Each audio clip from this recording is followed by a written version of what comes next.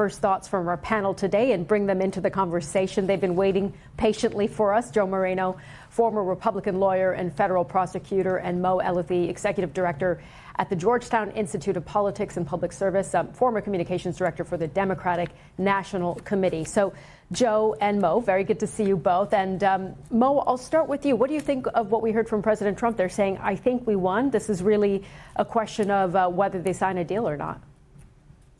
I mean, he's been saying he thinks we won since almost the beginning of this protracted engagement, and we're still there. Iran still has effective control over the Strait of Hormuz, and we seem to be no closer to actually moving the ball down the field. So, let's see what happens in the coming days. Iran is signaling that they're looking at the U.S. Proposal, but they're saying it's a wish list. It's not real. And this president has a history of over-promising on this. So I don't know what to make of this. I know a lot of Americans know that their gas prices are still going up, and we seem to be not really any closer to ending this thing. Joe, that's the reality, isn't it? This is a deeply unpopular war, whatever Donald Trump may say, and however many times he may say we have won this war, and however many times he may say we're very close to a deal. Ben, it is unpopular, right? It is going to be damaging politically and to the economy. I agree with most of what Mo just said. However, I will differ in one thing. I do think that to the extent Donald Trump can claim a victory, it's that he can show after 5 decades of Iran basically thumbing its nose at us, we could say we had enough. We did decimate several levels of their leadership. We did set back their nuclear program, and we showed that we're not going to be bullied much longer. Now, I agree with the fact that where do we go from here is a big question. It could go south really quickly, but I do think that we accomplished quite a bit, and I'm glad that we did this. I do not think this was a mistake.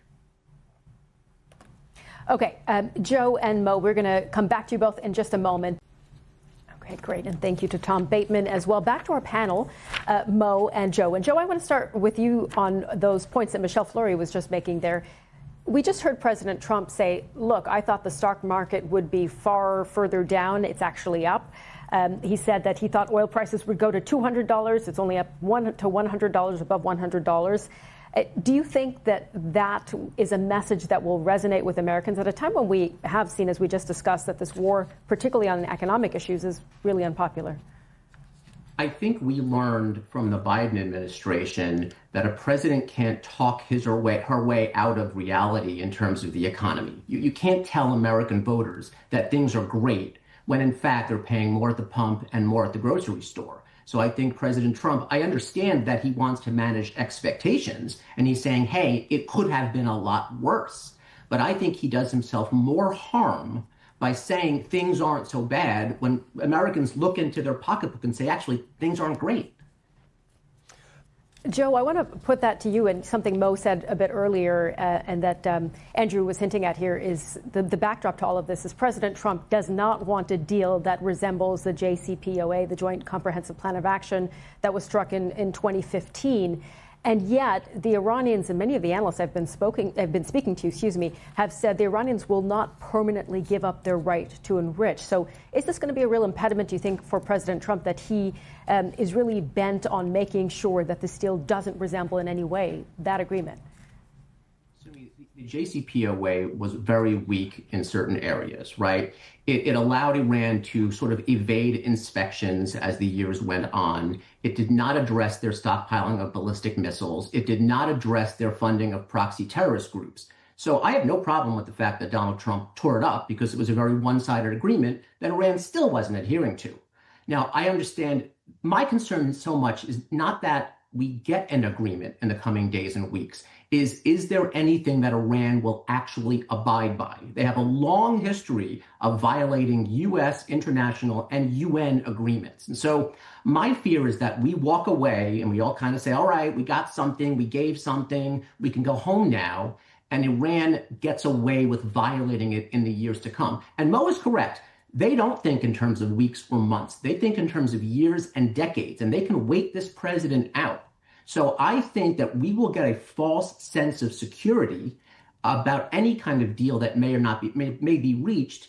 And I do fear that Donald Trump is already looking to the next chapter, whether it's China or the midterms or whatnot, and may give us a false sense of victory here. Just let's bring back in our panel, Joe Moreno and Mo Alithi. Joe, what do you make of this? I mean, how embarrassing do you think this is for the administration? Ben, I'd say it's embarrassing, but I don't think it goes far beyond that. Remember, as a prosecutor, I tend to think in terms of what can be charged. Typically, most federal statutes have a 5-year limitation period. So unless there's some obstruction of Congress or some perjury charge, they think they can get Secretary Lutnick on, which does not sound feasible. This is all really just drama. So, I understand that it's important to get this out. I give credit to Chairman James Comer for doing this and showing that even as a Republican, he's willing to call other Republicans to the stand. But at the end of the day, I don't think this goes anywhere. Important to note that in the interview today, as we understand, he wasn't under oath in taking these questions. So, Joe, to this point of you being a former federal prosecutor here, looking at what we've seen so far with the Epstein files released, about 3 million files, there is still this call for real accountability. Can you help us understand what it would take to actually get accountability for some of the victims who want to see that?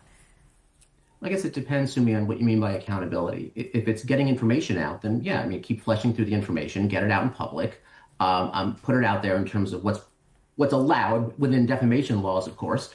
But that's really what you can do. Now, if it's legal culpability, again, most of the statutes of limitations in terms of things like obstruction and lying have long since passed.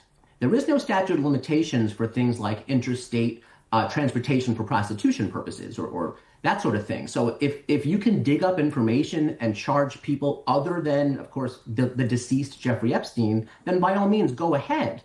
But as prosecutors know, as files get older, it becomes tougher and tougher to bring cases. And so I have to think that we've had Republicans, we've had Democrats control the Justice Department. If there was something to bring, it would have been done by now. So again, I'm all for getting the information out, but I do not have any high hopes that any further criminal charges are coming against anybody. We actually discussed quite a lot this week the midterm elections later on this year and the concerns that Republicans have, especially with President Trump's sinking poll numbers. But the president and his MAGA movement have just notched up quite an important win. That's right. In Indiana, a group of MAGA candidates won their primaries for the state legislature, and that is being seen as a sign that President Trump still holds a very firm grip on his Republican Party. This was about payback for President Trump. You might remember last year he pushed lawmakers in Indiana to redraw the state's congressional map to help Republicans. But there was a rare rebuke. 21 Republican senators, state senators, of course, voted against the plan to redistrict. Yeah, and it served as one of President Trump's first key political defeats of this second term. Well, 8 state senators in that group were running for re-election, but the president was determined to get them kicked out, so he directly endorsed primary challenges to them and coughed up millions of dollars in the process. It seems that worked. 5 of those Trump-backed rival candidates secured victory, and the message appeared to be, you disagree with Donald Trump at your peril, because it is very much still his Republican Party. Let's put that point to Joe. I mean, people are rejecting Trumpism. Is that how you see it, Joe? We've heard this before, though. And look, the midterms will not be kind to Republicans. Part of that's just a normal course correction we see all the time. But longer term, I would be much more worried if I was a Democrat. I do not see them as having a strong lineup.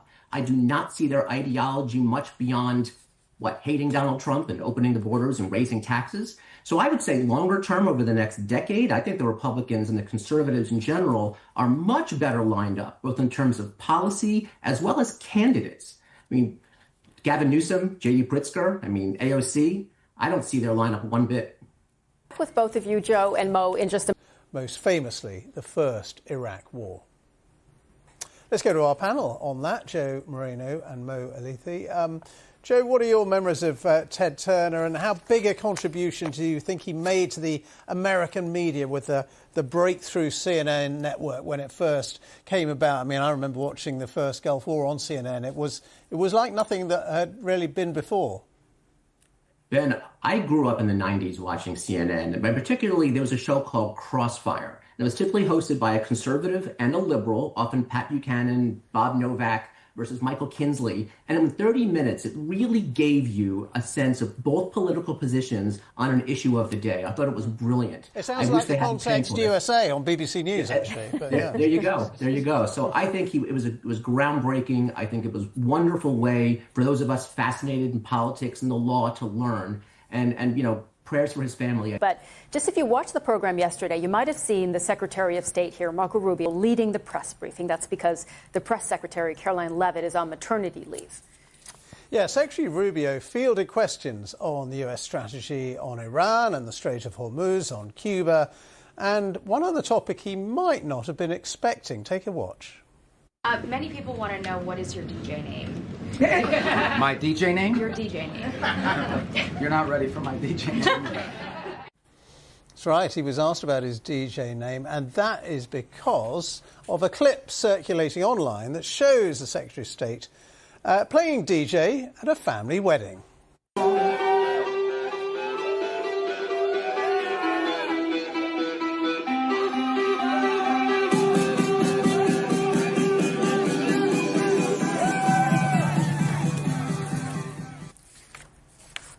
Yeah, we should say that some critics have slammed both that press briefing question and Secretary Rubio's DJing amid the war in Iran and, of course, climbing gas prices here in the U.S. So I just want to get the take of our panel on this briefly. Mo, what do you think of this, the briefing, and what do you think Marco Rubio's DJ name would be? Well, look, I give a lot of credit to DJ Marco Mark. I think it's great. Right? He's at a family wedding. My concern is the guy has so many jobs in this administration. He's Secretary of State. He's National Security Advisor. He was acting archivist for a little while. You know, at one point, right, which one becomes the side hustle? But at the end of the day, it's nice to know that if all these other things fall through, he's got some skills at the turntable that he could fall back on. Mm. Joe, do you think actually it might do him a bit of good in the long term politically? Because, I mean, he's seen as a rival to J.D. Vance to be the heir to Donald Trump. Maybe this will make him a little bit more popular? I think it immunizes him. I think he's already very popular. Remember, he was nominated and confirmed unanimously by the Senate. Very, very rare these days to see something like that. He's proven himself very valuable to this administration. He does have too many hats. National Security Advisor and Secretary of State are very different jobs. And so I do worry about that. And as far as it being Donald Trump's party, like we said, I think he kind of likes the internecine rivalry and kind of likes keeping everybody kind of hopping around for his endorsement. That worries me a little bit. But long term, I think Rubio, Vance, Joni Ernst, Tom Cotton, I think Republicans have a pretty strong bench to draw from in 2028. Joe, just really quickly, because we asked Mo and he said Marco Mark. What is your DJ name for Marco Rubio? Multi-hats. He does a lot of jobs. He does them well. That works. Okay. Mo and Joe, thank you both so much. Great to have you on the program today. Thanks, Sumi. Thanks, Ben. Thanks. Very good.